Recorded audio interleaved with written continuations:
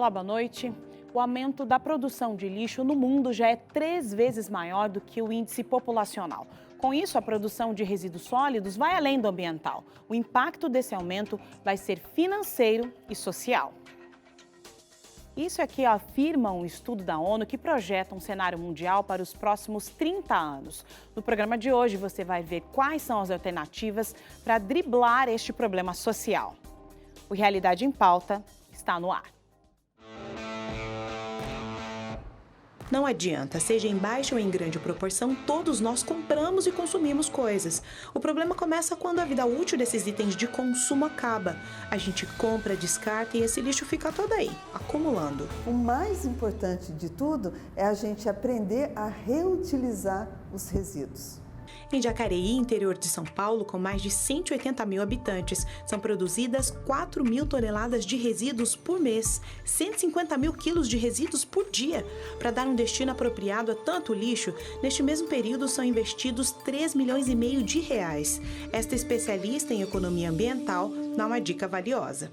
A primeira é o consumo consciente, né? É você consumir aquilo que realmente você precisa e tirar o excesso da sua vida, porque tudo que a gente tira de excesso, você já vai tirar de embalagens, mesmo de comida, né? Às vezes a gente compra tanta comida e acaba jogando fora, né? Não utiliza tudo. A Juliana utiliza assim: aproveita os restos de comida nas plantas, separa o lixo úmido, que é o lixo comum, do seco, o reciclável, e não mistura os vidros na coleta seletiva comum. No dia a dia, todo consumo de frutas, verduras e legumes que não são manipulados, então assim, que eu não cozinhei, que eu não fiz nada disso, eu separo o que sobrar das cascas e tal, e aí eu trago, conforme eu já produzi aquele lixo, eu já trago e coloco no balde da compostagem. E ele fica aí. Por que eu falo que é o que eu não manipulo? Porque o que eu manipulei, por exemplo, se eu refoguei uma couve com um pouco de azeite e alho, isso pode atrair ratos. E a couve pura, seca, que eu tirei do talo, o que sobrou, isso não atrai. O segredo para tornar essa consciência uma ação é que as políticas públicas da cidade onde ela mora viabilizam esta prática, o que diminui o descarte de resíduos em lixões e aterros. A prefeitura faz a coleta. Isso faz toda a diferença, porque você tem um incentivo a mais. Porque você separar e não ter para onde descartar adequadamente é ruim. O senhor João Batista que o diga. Se não fosse o local de entrega voluntária, provavelmente ele seria obrigado a descartar o entulho em locais não apropriados. É importante jogar o lixo no lugar certo. E se ele soubesse para onde vai esse entulho, reforçaria ainda mais a consciência ecológica do autônomo. Aqui no interior de São Paulo, além de ter um local próprio para descarte de cada material, o cascalho é moído, preparado e depois vira calçamento para a própria cidade. Eu posso até chamar de gestão intradomicílio a questão do resíduo, isso é importantíssimo. Então, cabe sim ao setor público, às ONGs, às outras associações, orientar melhor a população para ela fazer o descarte correto no sentido dos produtos que ela está comprando, porque quem compra é ela, né? Ela que faz a opção da compra. Se tem alguém que aprendeu a dar importância àquilo que não é valorizado pela maioria, esta pessoa é a Lúcia. Eu tenho a minha casa, eu tenho 4 filhas, 2 casadas, eu tenho 6 netos e eu que batalho para sustentar as minhas 2 filhas que são mais novas e também ajudar meus netos com a reciclagem. Hoje, presidente desta cooperativa, mas ela já trabalhou como faxineira, diarista, como catadora de lixo nas ruas. Tudo que ela conquistou até aqui é resultado de um trabalho consciente. Minha filha quer fazer uma faculdade de medicina. Com certeza, se Deus me der força e bastante trabalho para mim até a época dela e eu tiver com saúde, eu quero pagar essa faculdade dela. Uma coisa que eu nunca tive, né? É por essas e outras que a prática sustentável é também uma ação de responsabilidade social. A gente pode falar de uma responsabilidade compartilhada. E o que é uma responsabilidade compartilhada? É desde o consumidor. Então é o consumidor, a área de serviço, de comércio, que faz a prestação, que tem os produtos disponíveis para o consumidor. É o setor público que faz a gestão com relação à coleta e destinação dos resíduos, né? Então, esse é o nome da gestão compartilhada. E a gente só pode fazer uma boa gestão compartilhada se todos os elos dessa cadeia que eu acabei de falar entender efetivamente que resíduo que está sendo gerado e para onde ele vai. Seja com o carro do Batista, a carroça do Sr. José Aparecido ou o caminhão da prefeitura local. O importante é contribuir para que esta corrente sustentável não quebre.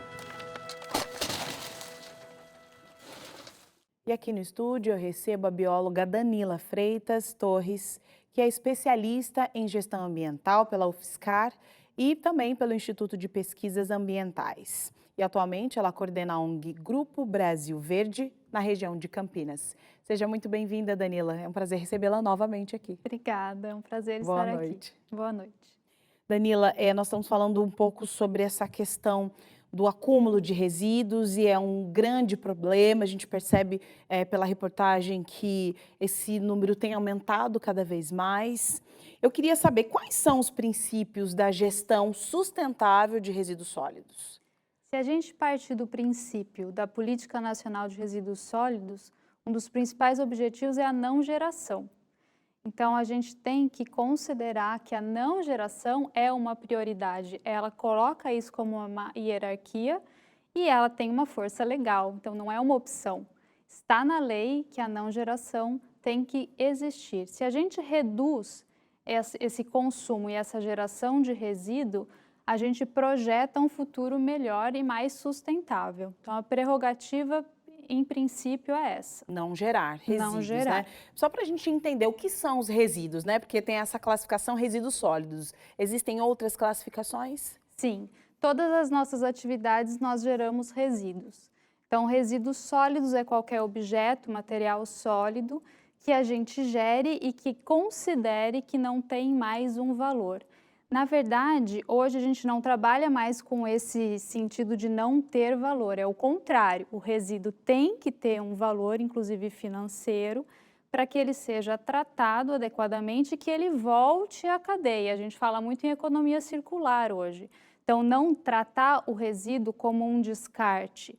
Isso a gente tem uma outra terminologia que é o rejeito. Então, quando a gente tem uma geração de um rejeito, significa que aquele material a gente não consegue mais utilizar. Então, a ele a gente dá o destino ambientalmente correto em diferentes escalas. Ou ele pode ser incinerado, ou ele pode ser disposto em um local adequado. Isso para o rejeito. Para o resíduo, a gente tem que dar conta disso. Você estava falando de economia circular, né? Existem alguns princípios para que esse processo de fato aconteça, porque não é tão simples, né? Eu tenho um produto, eu descarto esse produto e automaticamente alguma coisa vai acontecer com ele. Quais são os princípios da economia circular? A Política Nacional de Resíduos Sólidos fala que nós somos corresponsáveis. Então, nós consumidores e os produtores temos a mesma responsabilidade sobre a geração desse resíduo.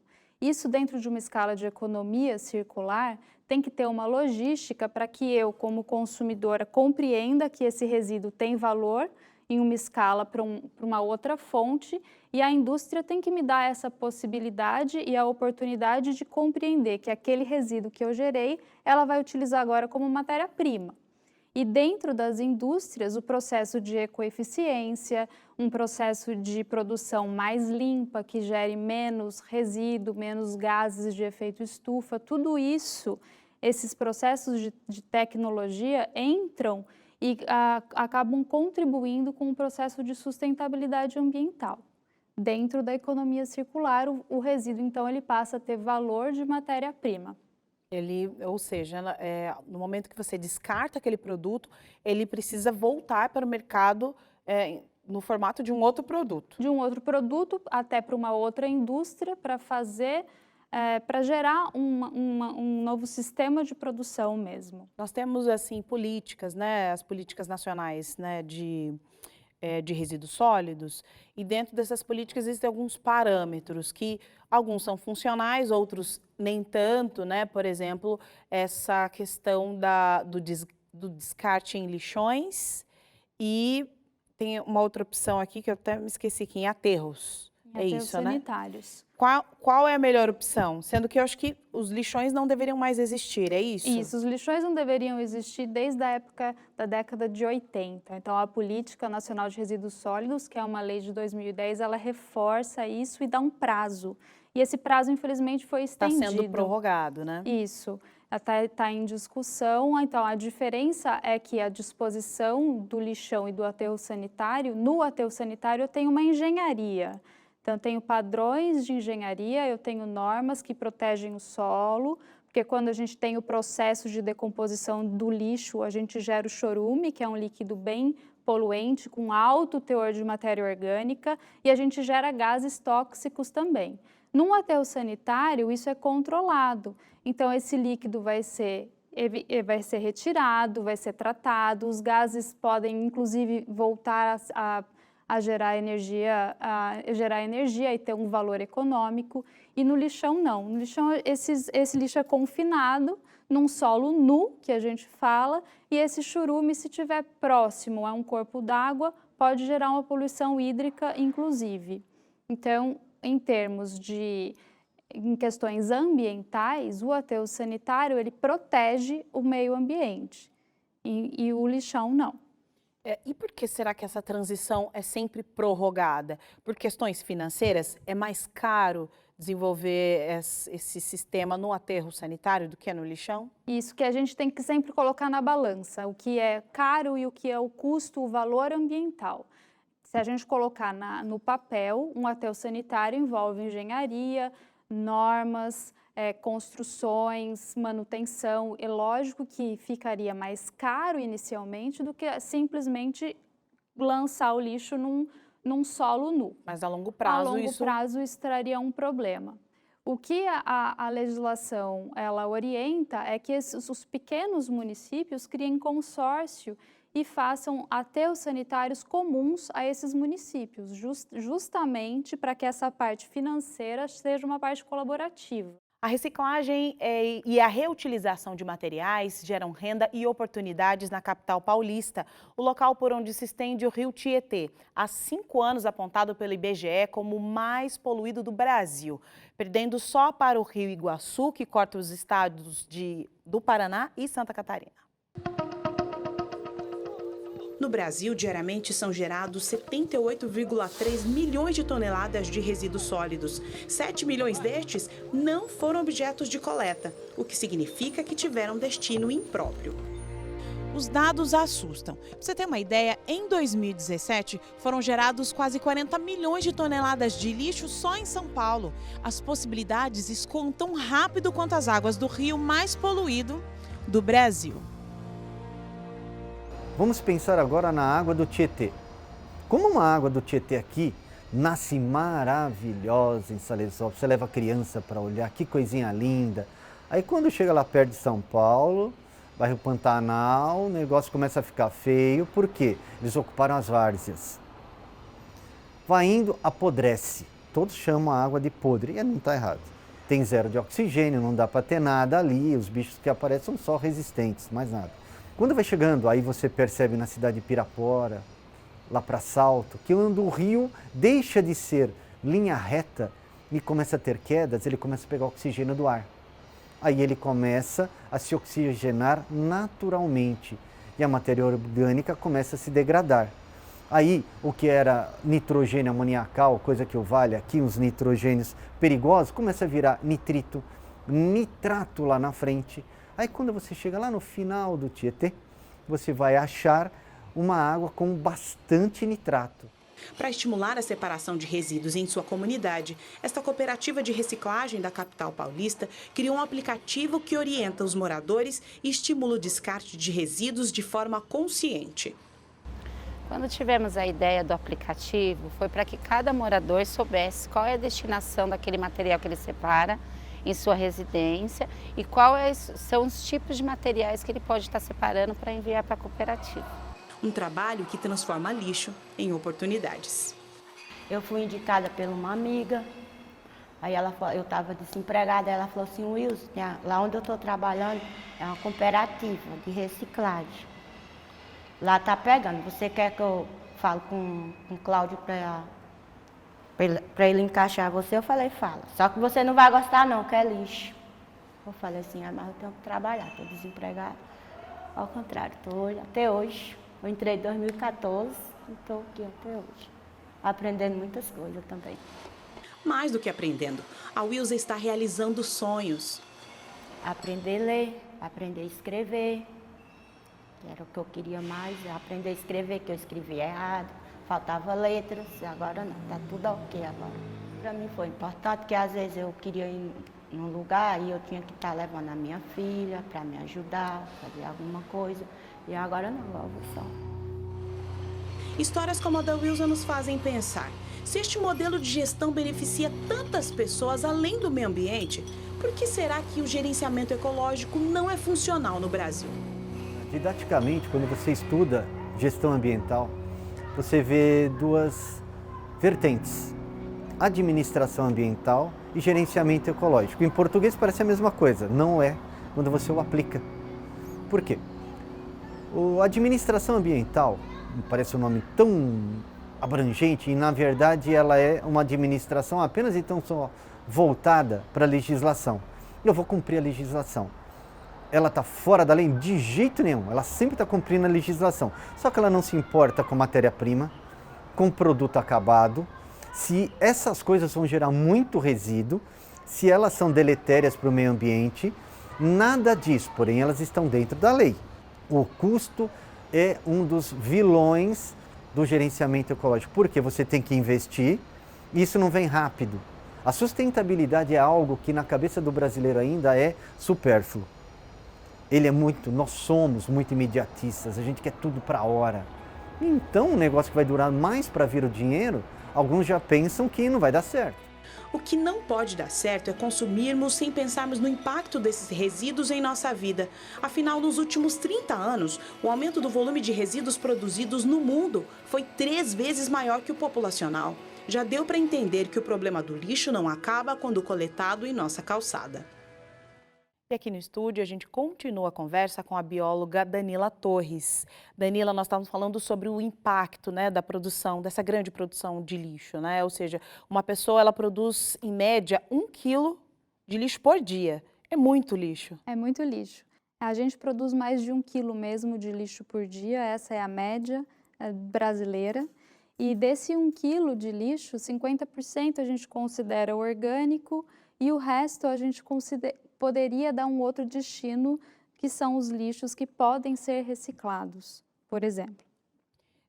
Dentro desse processo de reciclagem, é necessário primeiro que as empresas entrem com essa visão mercadológica sustentável, né? Porque se um produto ele está numa embalagem ou de uma forma que não seja possível ser reciclado, fica difícil até na hora da escolha de um produto melhor, para que o cliente, né, escolha ali um produto melhor para que ele consiga gerar outros produtos. Enfim, a gente fica como se estivesse com as mãos atadas, né?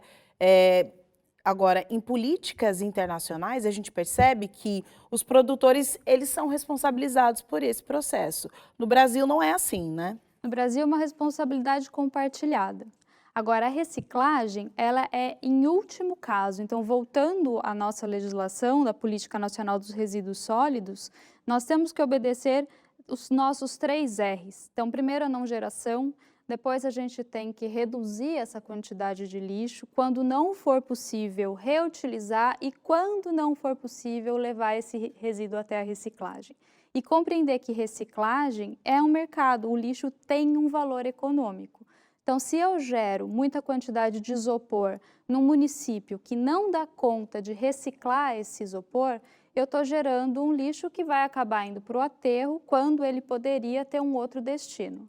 Aí que vale a informação do consumidor e a importância do governo em alertar essa comunidade. Por quê? Se eu estou num ambiente que eu não consigo vender, que eu não tenho mercado para esse isopor, é melhor eu não comprar, não escolher um produto que tenha isopor na embalagem. Se a gente for numa padaria, por exemplo, isso é um grande desafio. Os plásticos, a mesma coisa. Sacolinhas de supermercado, eu tenho tecnologia para reciclar. mas é muito difícil porque ele é um plástico muito leve e o catador ele pega esse plástico e ele vende por peso.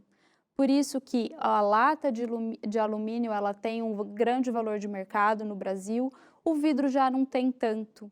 Então, se a gente puder escolher entre um recipiente líquido de vidro ou de lata, é melhor a gente ir de lata.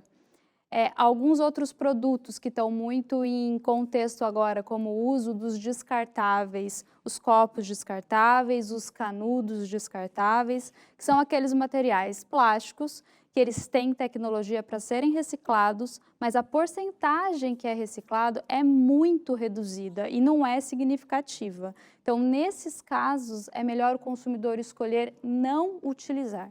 Agora, o poder de consumo, ou seja, a grande formação de lixo, né, de cada país, região, etc., está muito atrelado ao poder de consumo, né? Por isso que a gente fala que em São Paulo se produz mais do que em outras capitais, no Norte ou Nordeste, enfim. Isso, a gente contrabalanceia com a questão da consciência de consumo, mas com o poder aquisitivo também. Então, países que têm maior poder aquisitivo tendem a consumir mais. Agora, o Brasil é o 4º país que mais gera plásticos no mundo.